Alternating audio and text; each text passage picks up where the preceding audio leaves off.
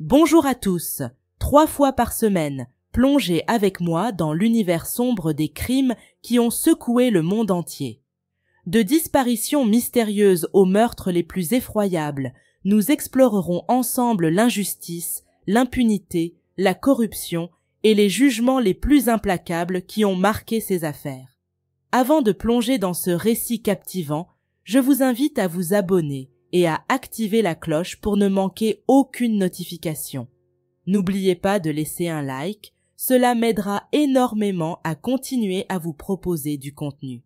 Sans plus attendre, plongeons ensemble dans chaque détail de cette affaire criminelle. Theodore Shaughnessy est venu au monde le 7 février 1963 à Los Angeles, en Californie. Issu d'une famille de 3 enfants, il a grandi aux côtés de ses frères, Thomas et Timothy, sous le regard attentionné de leurs parents, Teresa et David Shaughnessy. Bien que peu d'informations aient filtré sur son enfance, il est devenu évident qu'à l'adolescence, Theodore s'était forgé une réputation de jeune homme aimable, affectueux et surtout doté d'une grande écoute.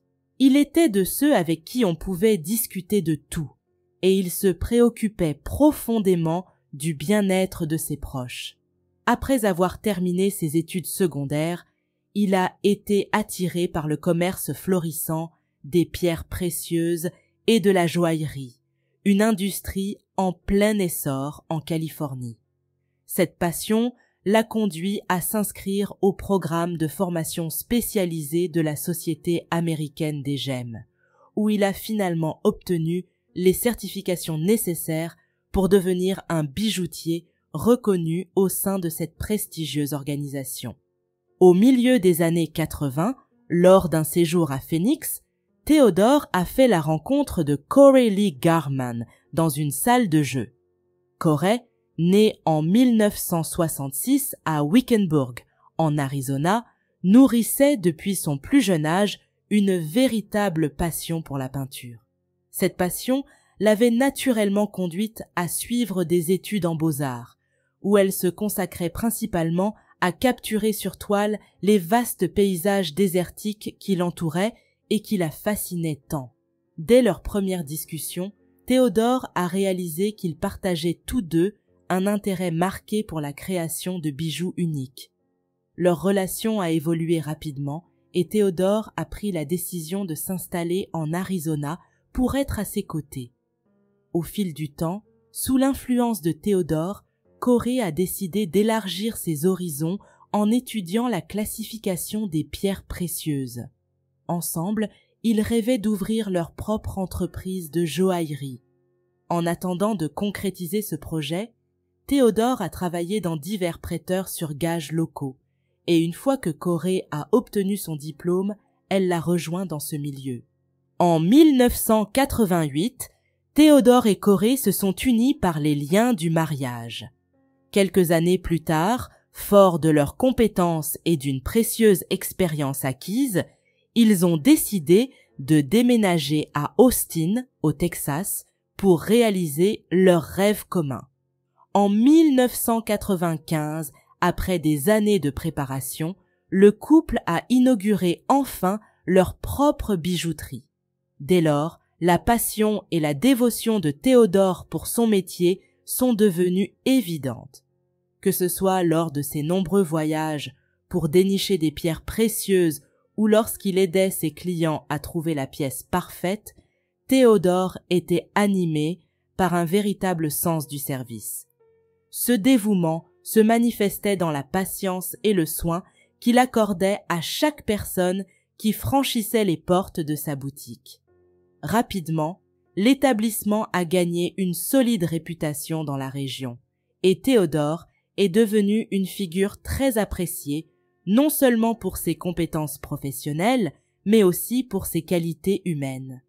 Généreux et désintéressé, il s'était forgé une image d'homme au grand cœur. Grâce à leur succès financier extraordinaire, le couple est parvenu à accumuler une valeur nette estimée à environ 6 millions de dollars. Cet accomplissement leur a permis d'acquérir une magnifique demeure en périphérie de la ville, où ils ont pu savourer les fruits de leur réussite. Parallèlement, ils ont développé une prédilection pour les armes à feu, ce qui les a amenés à accumuler une remarquable collection. Par précaution, ils en ont même gardé quelques-unes dans leur chambre à coucher en cas d'urgence. À cette époque, bien qu'ils aient semblé avoir tout, il leur manquait de fonder une famille. Les raisons pour lesquelles le couple n'a pas eu d'enfant biologique ne sont pas connues, mais ils ont pris la décision d'adopter. Ainsi, après avoir complété toutes les formalités nécessaires, au début des années 2000, ils ont reçu la bonne nouvelle qu'un enfant les attendait en Ukraine. Ce voyage pour rencontrer leur futur fils a été empreint d'une grande anxiété, mais dès qu'ils ont vu le petit garçon, une paix profonde a envahi Théodore et Corey. Il s'appelait Nicolas et avait 16 mois. Près de 2 ans plus tard, le couple et leur fils ont enfin atterri à Austin, au Texas, aux États-Unis. Devenir parents en a valu la peine. Nicolas, malgré son jeune âge, s'est révélé intelligent et curieux, toujours désireux d'apprendre ce qui l'entourait. Comme ses parents, il a développé une fascination pour les animaux, ce qui les a conduits à adopter 2 chiens. Théodore, passionné de courses automobiles, a pris l'habitude d'emmener son fils sur les circuits. Et très vite, Nicolas a partagé cette passion avec lui. En temps voulu, avant d'enfiler le casque et les gants de course de son père, Nicolas a appris à conduire avec Théodore. Ensemble, ils passaient des heures sur une piste de karting, perfectionnant ses compétences. Parallèlement, grâce à son enthousiasme pour les arts martiaux, il a été inscrit à des cours de karaté, où il s'est rapidement distingué. Plus tard, au début du lycée, Nicolas a développé une fascination peu commune pour quelqu'un de son âge, les finances et les biens de luxe. À ce moment-là, en plus d'avoir obtenu la précieuse ceinture noire de karaté, il avait pris l'habitude de discuter de sujets financiers avec 2 de ses amis les plus proches, Spencer Patterson et Tyler Scott. Cependant, ce besoin constant de se vanter de son argent et de ses possessions matérielles était de plus en plus embarrassant, non seulement pour ses amis, mais aussi pour ses autres camarades. Malgré cela, c'est durant cette période qu'il a conquis le cœur d'une jeune fille nommée Jacqueline Alexa Edison. Née en 1999 dans le New Jersey, peu de détails sont connus sur la vie précoce de Jacqueline, à part le fait que ses parents ont divorcé. Suite à cet événement, elle a déménagé à Austin pour vivre avec son père, et c'est là que leurs chemins se sont croisés. Après un certain temps en tant que couple, en 2016, Nicolas a présenté Jacqueline à sa famille. Bien que le dîner ait été un peu maladroit et tendu au départ, à la fin du repas, Corey et Théodore étaient ravis de faire la connaissance de la jeune femme. Étant donné que son père la maltraitait physiquement, le foyer de Nicolas et de ses parents est rapidement devenu un refuge pour Jacqueline. Dès que Corey a découvert les raisons des longs séjours de la jeune fille, elle l'a invitée à emménager avec eux. Corey, avec son tempérament maternel et attentionné, a pris soin de Jacqueline autant que possible. Pour son 19e anniversaire, et en hommage au goût familial pour les pierres précieuses, elle lui a offert un magnifique pendentif en diamant. Pendant ce temps, Nicolas, sur le point de terminer ses études secondaires, n'avait pas renoncé à son obsession pour l'argent, qu'il était prêt à obtenir à tout prix. Il avait même publié un article dans le journal scolaire, exposant un plan détaillé pour s'enrichir en travaillant depuis chez lui sur le marché boursier. En juillet 2017, après avoir obtenu son diplôme, sa mère a accepté de lui prêter 30 000 $ pour lancer sa propre entreprise. Un mois plus tard, Nicolas et Jacqueline ont emménagé ensemble dans un complexe d'appartements à College Station, situé à environ 2 heures à l'est d'Austin. Par la suite, en demandant un service à son ami Spencer qui s'était fait certifier ministre d'une église, Nicolas et Jacqueline se sont mariés en secret. Pendant que Jacqueline se consacrait à ses études universitaires, Nicolas travaillait depuis chez lui en tant que courtier en bourse.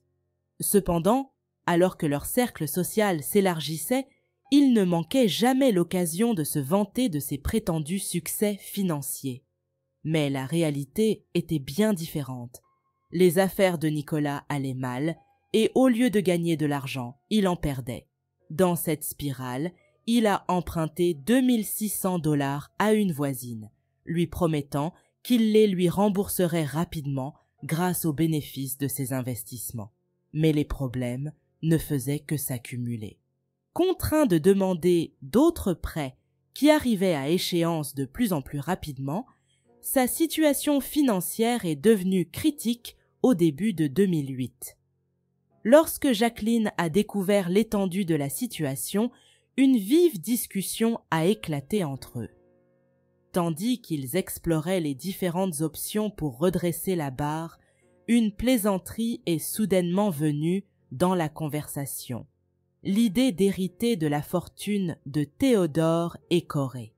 Après tout, s'il venait à disparaître, Nicolas serait l'héritier naturel d'une importante indemnité d'assurance de 2 millions de $, à laquelle s'ajouteraient les 6 millions provenant de l'entreprise familiale et de leur propriété. Ce qui avait commencé comme une plaisanterie s'est transformé, en l'espace de quelques jours, en un véritable plan. Le couple a même envisagé d'engager quelqu'un pour éliminer Théodore et Corée. La première personne à qui Nicolas a fait appel pour réaliser un tel acte a été son ami Spencer. Malgré l'offre de 50 000 $, Spencer a catégoriquement refusé de s'engager dans cette entreprise sordide. Cet échec n'a pourtant pas suffi à décourager les époux ambitieux. Bien au contraire, à la mi-février 2018, Nicolas a contacté une femme, via les réseaux sociaux, qui travaillait dans le complexe résidentiel où il vivait, et lui a proposé de gagner de l'argent supplémentaire. Quand elle a cherché à en savoir plus, il lui a expliqué qu'il s'agissait d'éliminer 2 personnes en échange de 20 000 $ pour chaque victime. La femme, choquée, n'a plus jamais répondu à ses messages. Son identité, comme celle de la voisine à qui il avait emprunté de l'argent, a été gardée secrète pour des raisons de sécurité. Par la suite, il a essuyé un autre refus après avoir fait la même proposition à une 3e personne. Incapable d'abandonner, le vendredi 23 février 2018, il s'est rendu dans un bar local. C'est là qu'il a fait la rencontre de Johnny Leon, un jeune homme de 21 ans avec des antécédents judiciaires liés à la vente de stupéfiants. Après les présentations d'usage, Nicolas lui a expliqué la tâche à accomplir et lui a offert 100 000 $ à payer en plusieurs versements. En plein milieu de leur conversation, il a envoyé un message à Jacqueline pour lui annoncer la bonne nouvelle. Lorsque Jacqueline a demandé combien d'argent il devait débourser, Nicolas a minimisé la question, évitant de trop s'attarder sur les détails financiers. Ce soir-là, Johnny et lui se sont mis d'accord pour se retrouver chez Nicolas afin de discuter des modalités du plan. Le lundi 26 février 2018, Corey a appelé son fils pour lui demander des explications concernant le retard dans le remboursement du prêt qu'elle lui avait accordé.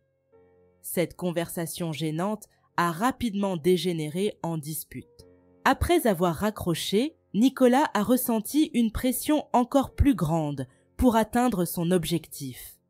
Le matin du mercredi 28 février, avant de rencontrer Nicolas, Johnny a proposé à un ami, Cameron Bosmek, qui travaillait dans une entreprise locale, de gagner de l'argent en l'aidant pour un déménagement. Ne se doutant de rien, Cameron a accepté l'offre. En arrivant chez Nicolas, les 2 hommes ont été capturés par les caméras de sécurité. Une fois à l'intérieur, Cameron a découvert la véritable nature du plan. lorsque Nicolas leur a exposé ce qu'il attendait d'eux. Il leur a alors expliqué que, pour faciliter l'accès à la maison de ses parents, il désactiverait lui-même l'alarme à distance depuis son téléphone portable. Il pourrait ainsi entrer par la fenêtre d'une des chambres sans déclencher aucun système de sécurité. Nicolas leur avait expliqué que dans l'un des tiroirs de la maison, il trouverait une arme. Il a ensuite proposé à Cameron 10 000 $ en 3 versements, mais à peine ces mots prononcés, Cameron a quitté les lieux, refusant catégoriquement de participer à ce sinistre plan. De retour chez lui, il a raconté l'incident à sa femme, visiblement secoué par ce qu'il venait de vivre.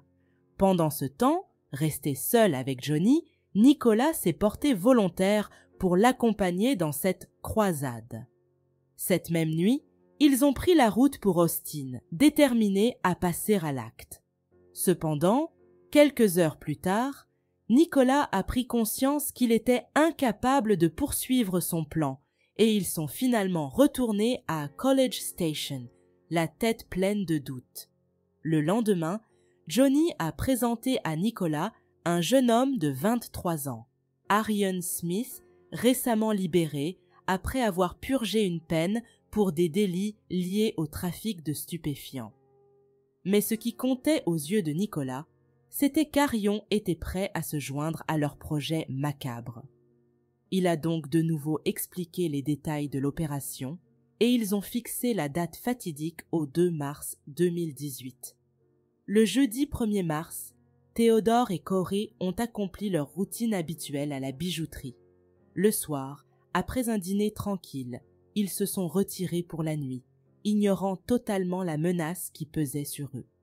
Pendant ce temps, après de nombreux échanges de messages concernant la tâche qui les attendait, Johnny et Arion se sont retrouvés pour prendre la route en direction d'Austin. Aux alentours de 4h30 du matin, une fois les alarmes désactivées à distance par Nicolas, les deux hommes sont entrés dans la résidence. Conformément aux instructions données par Nicolas, Arion s'est emparé de l'arme qu'il leur avait indiquée. Toutefois, les aboiements des chiens, alertés par les mouvements des intrus, ont réveillé Théodore et Corey. Théodore, encore somnolent, a rapidement saisi une arme et s'est dirigé vers la cuisine. Mais Arion, l'ayant aperçu le premier, a ouvert le feu sans hésitation, touchant Théodore à plusieurs reprises jusqu'à ce qu'il s'effondre.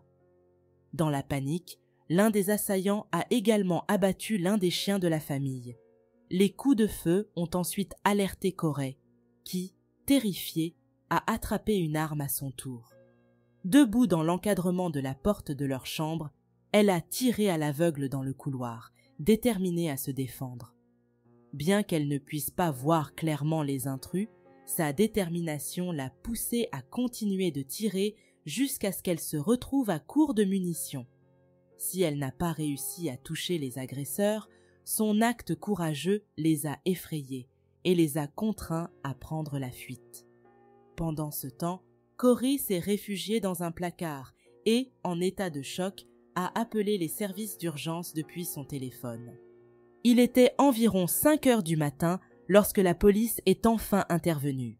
Toutefois, après s'être rendu à une adresse erronée, il leur a fallu plus de temps que prévu pour atteindre la véritable scène du crime. Pendant ces minutes angoissantes, qui ont semblé durer une éternité pour Corey, elle est restée en ligne avec l'opératrice du 911. Lorsque l'opératrice lui a finalement demandé de sortir du placard pour ouvrir la porte aux agents, Corey, tout comme la police, a été confrontée à l'horrible spectacle de l'attaque contre son mari. Théodore a été déclaré mort à 5h14 du matin. Dévastée, elle a immédiatement appelé son fils pour lui annoncer la tragique nouvelle. Pendant que Nicolas et Jacqueline prenaient la route pour se rendre à Austin, le médecin légiste du comté de Travis a déterminé que Théodore était décédé des suites de multiples blessures par balle. Pendant ce temps, les détectives Paul Salo et James Moore ont commencé leur enquête.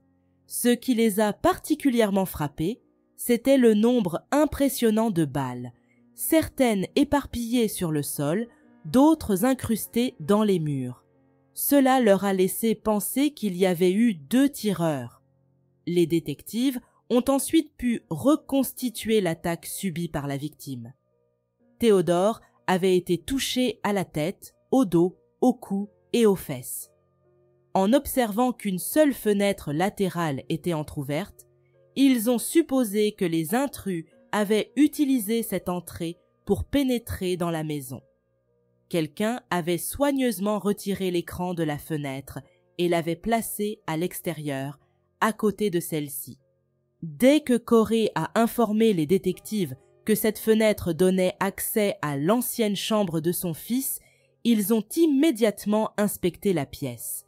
Dans une commode, ils ont découvert une boîte vide qui avait contenu une arme de calibre 40.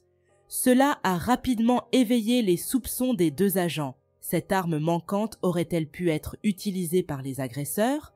Corey, de son côté, a précisé qu'aucun autre objet ne semblait manquer dans la maison. Quant au visage des individus, elle n'avait pas pu les voir, mais elle soupçonnait qu'ils étaient au courant de leur profession, celle qu'elle exerçait avec son mari. Vers 8 heures du matin, Nicolas et Jacqueline sont arrivés à Austin. Les détectives ont immédiatement remarqué une certaine distance, presque un détachement frappant, dans l'attitude de Nicolas. Cependant, le moment où les alarmes se sont véritablement déclenchées pour les enquêteurs est survenu lorsque, sans même connaître les détails précis des événements, Nicolas s'est dirigé instinctivement vers la fenêtre de son ancienne chambre pour la vérifier. Quelques minutes plus tard, lui, sa mère et sa femme se sont rendus au poste de police pour répondre aux questions des enquêteurs. C'est à ce moment que Nicolas a raconté la manière dont il avait appris la nouvelle. Lors de l'interrogatoire, un détail a particulièrement capté l'attention des détectives. Ils ont demandé à Nicolas « Tu es sûr d'avoir eu ta mère au téléphone, puis elle t'a raconté ce qui s'était passé ?» Nicolas, visiblement troublé, a répondu « Oui, c'était comme si quelqu'un était venu à la maison. Il y a eu un échange de tirs. Je pense qu'elle a tiré, puis elle est allée se cacher dans le placard. » Après avoir affirmé qu'il n'était pas en ville depuis environ 1 mois, il a remis son téléphone portable aux enquêteurs. Lors de l'examen de l'appareil, les agents ont découvert une application qui lui permettait d'accéder à distance au système d'alarme de la maison familiale. Interrogé à ce sujet, Corey a confirmé que l'accès aux alarmes était effectivement partagé entre tous les membres de la famille, mais, par un curieux hasard, il ne l'avait pas activé cette nuit-là. Cependant, les enquêteurs ont été particulièrement intrigués par le fait que l'alarme a été désactivée précisément au moment où les intrus sont entrés. Quant à Jacqueline, elle a soutenu la version de son mari, affirmant qu'ils étaient restés chez eux toute la nuit. Après avoir recueilli ses premières déclarations, les 3 membres de la famille ont été informés qu'ils allaient être soumis à un test de détection de résidus de poudre sur leurs mains. À ce moment-là, les nerfs de Jacqueline sont devenus apparents, ce qui a immédiatement éveillé les soupçons de l'équipe d'enquête. « C'était un énorme drapeau rouge pour moi », a déclaré l'un des détectives. « Nous savions qu'il y avait quelque chose d'autre à cet instant précis. » Pendant ce temps, sur la scène du crime, la collecte de preuves se poursuivait méthodiquement. Compte tenu de la complexité croissante de l'affaire, les enquêteurs ont sollicité l'aide du procureur de district, Amy Meredith, pour les accompagner dans les prochaines étapes de l'enquête. Amy a rapidement commencé à croire que Théodore connaissait peut-être son agresseur. Ce n'était pas un étranger, pensait-elle. Ce n'était pas un inconnu qui avait tué. De plus, l'absence totale d'empreintes appartenant aux membres de la famille sur la scène du crime a rapidement fait porter les soupçons sur Corey. Pour aggraver les choses, lorsqu'elle a déclaré qu'il n'y aurait pas de funérailles et a demandé aux enquêteurs de nettoyer la maison au plus vite, les soupçons à son égard n'ont fait que se renforcer. En attendant que l'enquête aboutisse, elle a fermé la bijouterie et incinéré les restes de son mari. Ce même jour, alors que sa mère luttait pour faire face à son deuil, rempli de questions sans réponse et de chagrin, Nicolas, lui, échangeait des messages avec Spencer. Dans l'un d'eux, il lui a proposé de voir des photos de la scène du crime tout en se vantant que les enquêteurs lui avaient rendu son téléphone, ce qu'il interprétait comme une preuve qu'il n'était plus une personne d'intérêt dans l'affaire. Lorsque Corey a été convoquée une nouvelle fois pour témoigner, elle a été soumise à un interrogatoire si inquisiteur qu'elle a eu la terrible impression de ne plus être perçue comme une victime. À cette époque, elle n'était pas la seule à être visée par les autorités.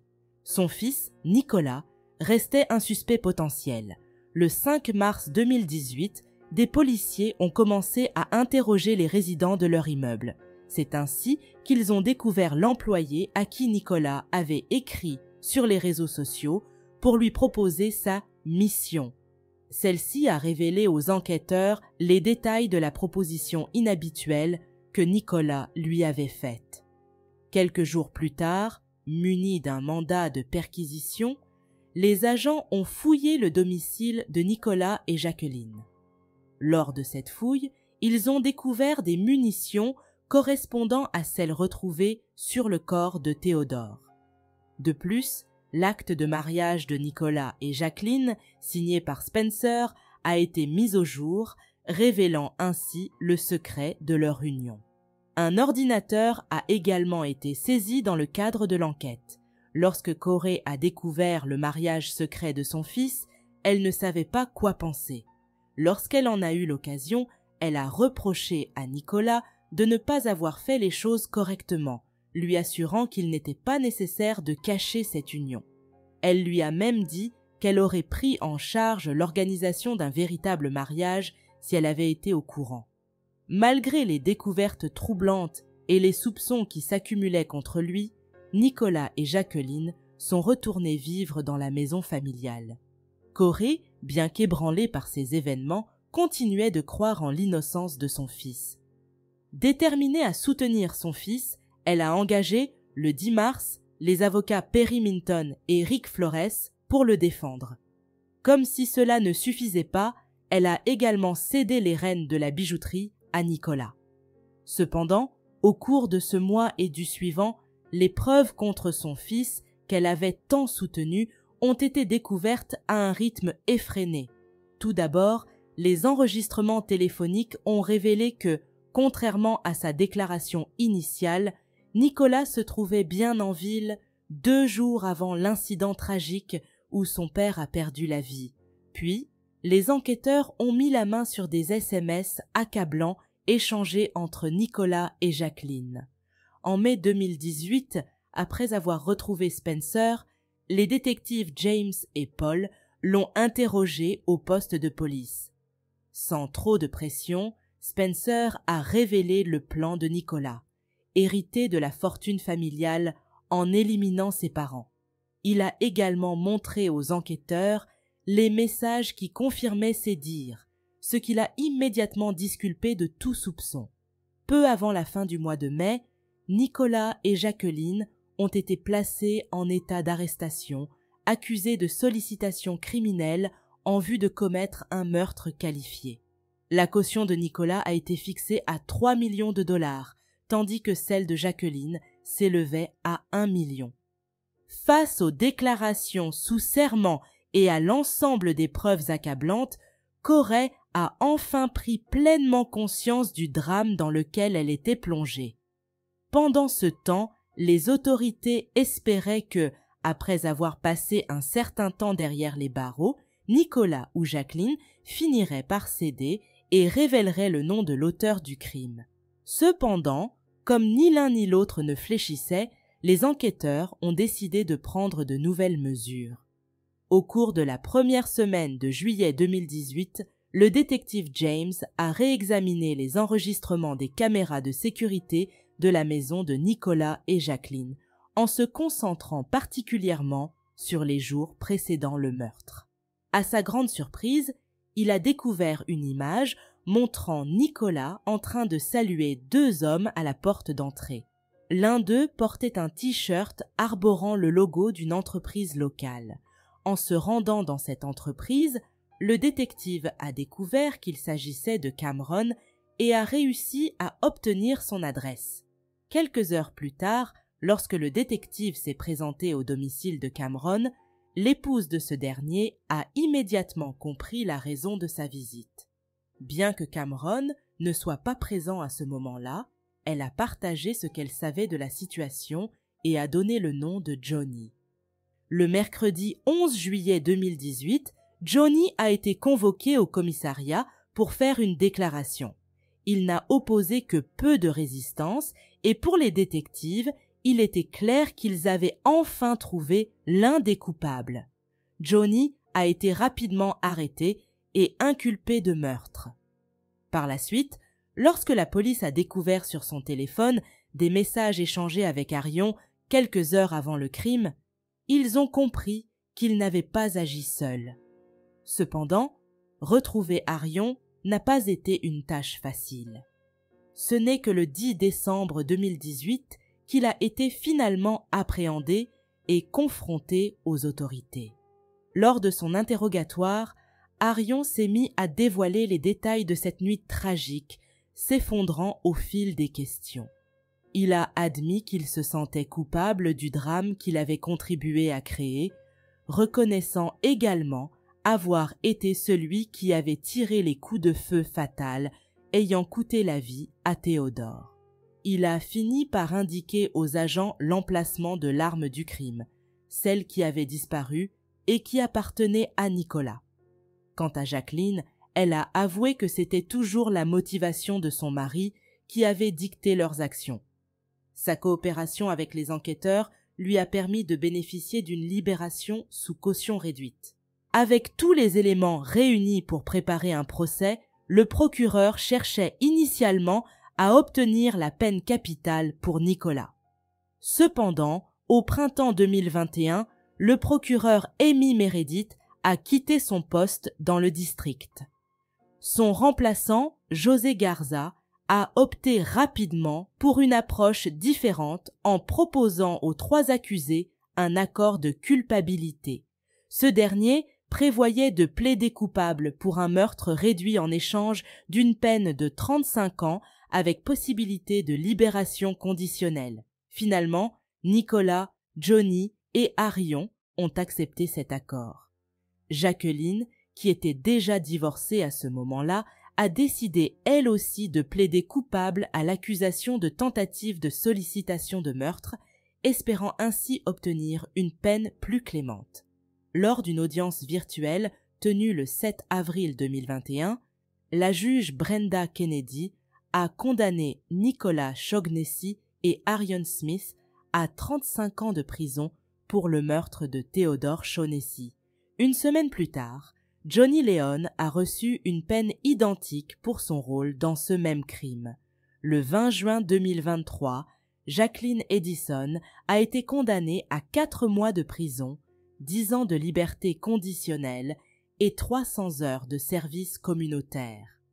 De plus, son passeport a été révoqué et il lui est désormais interdit de quitter l'État du Texas sans en informer au préalable ses agents de libération conditionnelle. La justice a également imposé une condition particulière à Jacqueline. Chaque année, à l'anniversaire du décès de Théodore, elle doit passer 2 jours en prison. Refusant de se rendre à l'audience, Corey avait enregistré un message qui a été diffusé au tribunal à la fin de la séance en tant que déclaration de l'impact de la victime. Elle y déclarait avec une amertume palpable « Je suis en vie parce que ton plan de me faire assassiner n'a pas fonctionné. » Plus tard, lorsqu'elle a trouvé le courage de parler lors d'interviews, Corey a exprimé combien Nicolas et Jacqueline avaient détruit une partie de son monde, une partie qui comptait vraiment pour elle. Avec une force admirable, elle a lutté pour surmonter la mort cruelle de son mari et la trahison dévastatrice de son fils, avec qui elle n'a plus jamais repris contact. Malgré ses pertes immenses, comme elle l'a dit, Corey a senti que la vie lui offrait une seconde chance qu'elle était déterminée à saisir. Cette affaire a également ouvert un débat sur l'ambition démesurée et ses conséquences terribles. Le fils que Corée et Théodore avaient adopté avec tant d'enthousiasme et à qui ils avaient donné tout leur soutien, aspirait à une vie de luxe qu'il n'a jamais su construire par lui-même. Ces attentes irréalistes ont non seulement conduit à des comportements risqués et à l'endettement, mais elles ont également causé des pertes dévastatrices pour des personnes qui ne le méritaient pas. Eh bien, chers spectateurs, c'est ici que se termine l'histoire criminelle d'aujourd'hui.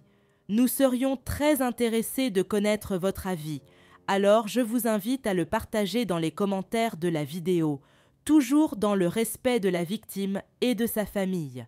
N'oublions jamais que nous pouvons débattre, mais avec le respect que chacun mérite. Je vous rappelle de vous abonner à la chaîne et de laisser un like pour me faire savoir que mon travail vous plaît. Bonne nuit et à la prochaine histoire criminelle.